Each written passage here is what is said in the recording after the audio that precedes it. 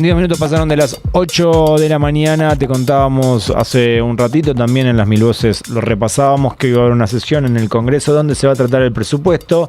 El gobierno se muestra como interesado en aprobar un presupuesto, ya es el segundo año que se termina sin el mismo. El gobierno de Javier Milei hizo todo lo posible para gobernar sin presupuesto y tener discrecionalidad.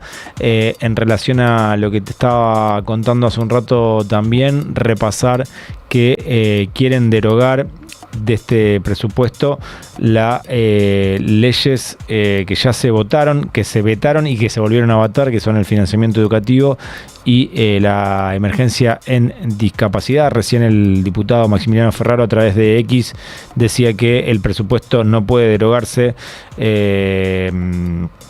no puede derogar leyes, que lo prohíbe la ley financiera. Bueno, entre algunas de las cosas que vamos a hablar son estas con Itaí Hackman, diputado nacional por Unión por la Patria. Itaí, ¿cómo va? Lautaro te saluda, gracias por atendernos.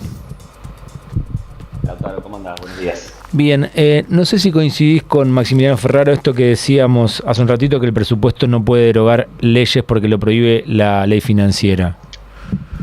Correcto, creo que es el artículo 20, si no recuerdo mal, que establece explícitamente que no se pueden derogar leyes y por lo tanto es absolutamente ilegal.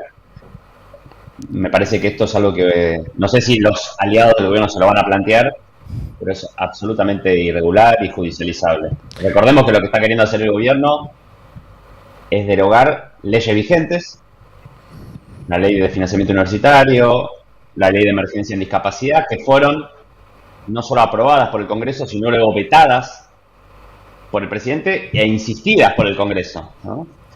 Y hay diputados y diputadas, Lautaro, que votaron esas leyes y que ahora van a votar un presupuesto que deroga las leyes que ellos mismos votaron hace 3 meses. Bueno, esperemos que no ocurra, pero nos enteraremos en unas horas. Muchos votaron a favor hace muy poquito de la ley de financiamiento educativo y de la emergencia en discapacidad, y ahora quizás por acompañar al gobierno decís vos que pueden votar en contra al votar este presupuesto. Claro, van a votar la derogación de la ley que votaron ellos mismos. ¿Vos crees que ahí el gobierno puede llegar a tener problemas, no sé si con todos, pero con algunos aliados que puedan llegar a votar en particular en contra de lo que quiere el gobierno y en general acompañando? Bueno, por ejemplo, en este caso particular, que es estas leyes de derogación, cuando se vota en particular, la lógica sería que esos diputados voten en contra de derogar esas leyes. Así que sí, obviamente, una cosa es la aprobación en general de un presupuesto y después en particular nosotros vamos a discutir artículo por artículo y veremos cuáles son las mayorías que se conforman en cada caso. Ahora, en términos generales, este es un presupuesto que lo que hace, combinado con la otra ley, que es la regla fiscal, perpetuar una lógica de ajuste permanente para la Argentina. Porque básicamente el Estado está perdiendo recursos permanentemente. Por ejemplo, si se aprueba la reforma laboral, va a perder recaudación, por ejemplo. Y la única manera de compensar eso es ajustando. Entonces, en 2026 va a haber una nueva ronda de ajuste. ¿Sobre qué? Y sobre las provincias, sobre las jubilaciones, sobre las universidades, sobre la ciencia y la técnica. Entonces, estamos entrando en un círculo vicioso que obviamente es incompatible con lo que el gobierno promete, que es que ahora viene el momento del crecimiento, donde la cosa mejora, donde la gente está mejor. O sea, esto es, como ya hemos visto en otro momento de la historia argentina, el círculo vicioso del ajuste sin salida, ¿no? Y el presupuesto que va a votar el gobierno es exactamente eso. Y un dólar que dice que para fin de año que viene va a estar más o menos a lo mismo que está ahora y habla de una inflación del 10%. Claro, si vos mirás las proyecciones macroeconómicas del presupuesto, dice que la economía está creciendo y el dólar está bajando.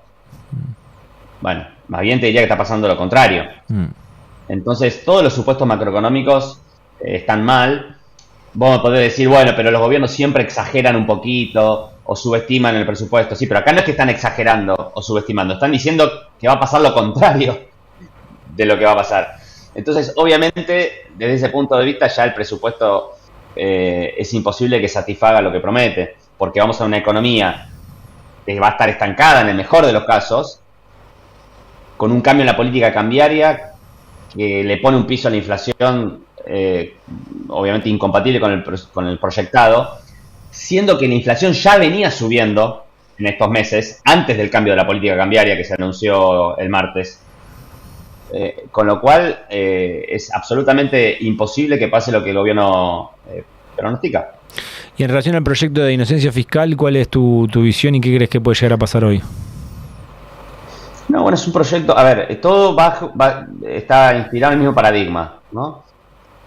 Que es quitarle al Estado capacidades para tener recursos y con esos recursos invertirlos en las necesidades estratégicas del país. Entonces, que llaman inocencia fiscal, que es básicamente ayudar a los contribuyentes a que puedan evadir impuestos sin que el Estado los persiga. Yo estaría dispuesto a discutir si me decís, che, vamos a hacer sistemas más simplificados para los pequeños contribuyentes, para las pymes. Está perfecto. Pero el proyecto no es eso. El proyecto es habilitar nuevos blanqueos, ayudar, quitarle capacidades a la FIP, al ARCA mejor dicho, para fiscalizar, para recaudar. O sea, es un perdón fiscal. Y una legalización de mecanismos de evasión y elusión fiscal. Entonces vos tenés ese proyecto, tenés una regla fiscal ridícula que no existe en ningún país del mundo, que es inflexible, que obliga al Estado a ajustar aun cuando la economía cae, y tenés un presupuesto que tiene proyecciones macroeconómicas que no tienen nada que ver con la realidad. Bueno, esas tres cosas, si hoy se aprueban, bueno, es esto, es la lógica del ajuste permanente, el achicamiento del Estado, y para sostener un modelo económico que necesita rescates financieros cada 6 meses para funcionar.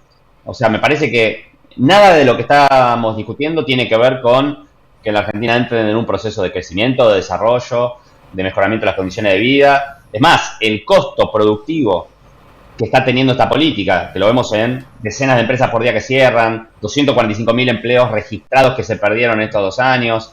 Es un costo social y productivo altísimo. No entró por diputados, entró por el Senado, pero con reforma laboral, ¿qué crees que va a pasar y qué plantea Unión por la Patria? Hay proyectos alternativos, decía ayer Yasky, ¿cómo van a contraponerse, digamos, al proyecto del oficialismo?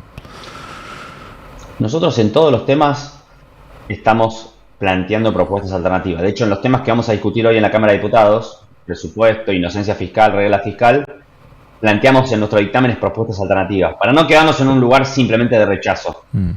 Y lo mismo vamos a hacer con la reforma laboral, porque estaríamos recontra dispuestos a discutir cambios en la legislación laboral. Lo que pasa es que una perspectiva diferente a la del gobierno, pues nosotros creemos que la Argentina lo que necesita es dotar de derechos a los trabajadores que hoy no los tienen, no quitarles a los que ya lo tienen. Y entonces esto es una reforma laboral que además está basada en supuestos que son falsos, como que va a generar empleo o formalizar el empleo. Y cuando vos mirás la serie de empleo registrado en la Argentina, no hay ninguna correlación con la legislación laboral. Se han creado millones de empleos en contexto de legislación laboral muy protectora y ha crecido fuertemente el desempleo en contexto de legislación laboral más flexible. El empleo en la Argentina se explica fundamentalmente por la actividad económica, lo cual es obvio. Y entonces ellos, bajo la excusa de generar trabajo o de generar trabajo formal, lo único que están haciendo es perjudicar a los trabajadores, beneficiar a los empleadores y no generar ningún efecto positivo en la Argentina. Ahora, más allá de lo que podamos hacer nosotros en el Congreso, es muy importante la calle. Es muy importante la movilización de mañana. Es muy importante acompañarla, aunque uno no sea de la CGT, de un sindicato, o sea, que toda la sociedad se involucre en esta pelea, porque para poder modificar la correlación de fuerzas en el Congreso, necesitamos que eso se exprese a través de la presión social, a través de la calle, a través de la movilización. Así que mi mensaje a la gente es, llenemos esa movilización, acompañemos todos los procesos de lucha que se van a dar y trataremos también en el Congreso de frenar en la medida o reducir lo más que podamos el daño que pueda provocar esta reforma. Muchas gracias por el contacto, Itay. A ustedes un abrazo. Bien, pasado Itay Hyman por Mil Voces a la Vez. Seguimos avanzando hasta las 9 de la mañana. Tenemos programa aquí en Mil Cosas a la Vez. de 8 a 9. Lautaro Maislin y Verónica Castañares hacen 1000 cosas a la vez.